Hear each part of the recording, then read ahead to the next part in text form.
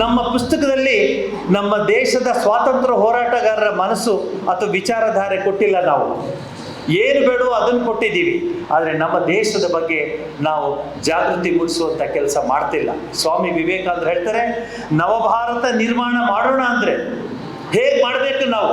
ನೀವೆಲ್ಲ ಅಂದ್ಕೊಂಡಿದ್ದೀರಾ, ಅಥವಾ ಈ ಜನರೇಷನ್ ಅಂದ್ಕೊಂಡಿದ್ದೀರಾ, ಅಥವಾ ಯುವಕ ಒಂದಷ್ಟು ಜನ ಕೂತ್ಕೊಂಡು ನೀವು ಅಂದ್ಕೊಂಡಿದ್ದೀರಾ ಭಾರತ ಭಾಳ ಮೇಲ್ ಬಂದಿದೆ ಏನಿಲ್ಲ ಅಂತ. ನಮ್ಮ ಜೊತೆ ಬನ್ನಿ, ತೋರಿಸ್ತೀನಿ. ನೀನು ನಾಳೆ ಬರಬೇಕು ಔಷಧಿ ತಗೊಳಕ್ಕೆ. ನೀನು ನಾಳೆ ಬರದೇ ಇದ್ರೆ ಕಷ್ಟ ಆಗುತ್ತೆ ಅಂದರೆ, ಸ್ವಾಮಿ ನಾಳೆ ನಾನು ಬರೋಕ್ಕಾಗಲ್ಲ, ಯಾಕೆಂದರೆ ಬಸ್ ಚಾರ್ಜ್ ಇಲ್ಲ ಅಂತ ಹೇಳೋ ಜನ ಇದ್ದಾರೆ. ನಾವು ತಿಳ್ಕೋಬೇಕು, ಅದನ್ನು ನಾವು ನೋಡೇ ಇಲ್ಲ.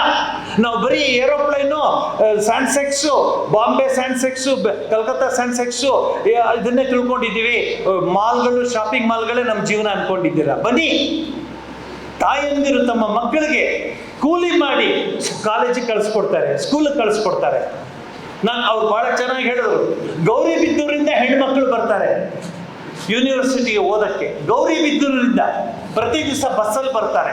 ಬಸ್ ಏನೋ ಫ್ರೀ ಇದೆ, ಆದರೆ ಊಟ ನನಗೆ ವೈಸ್ ಚಾನ್ಸಲರ್ ಕರ್ಕೊಂಡು ಹೋಗಿ ತೋರಿಸಿದ್ರು. ಕೊನೇ ಬೆಂಚಲ್ಲಿ ಮಧ್ಯಾಹ್ನ 11 ಗಂಟೆ ಮೇಲೆ ಆ ಹುಡುಗಿರು ವಾಮಿಟ್ ಮಾಡಿಕೊಂಡು, ಹೊಟ್ಟೆ ಹಸಿದಿದೆ, ತಲೆ ತಿರ್ಕೊಂಡು ಅಷ್ಟು ಕಷ್ಟದಲ್ಲಿದ್ದಾರೆ ಹುಡುಗರು.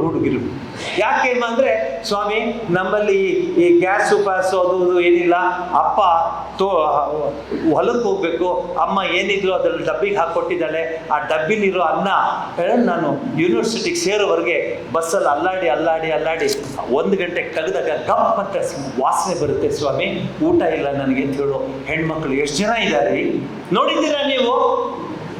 ಗಾಂಧೀಜಿಯವರ ವಿಚಾರಧಾರೆಯಲ್ಲಿ ಒಂದನ್ನು ತಿಳ್ಕೊಳ್ಳಿ, ನಮ್ಮ ದೇಶವನ್ನು ಪ್ರೀತಿಸಬೇಕು, ನಮ್ಮ ಜನರನ್ನು ಪ್ರೀತಿಸಬೇಕು.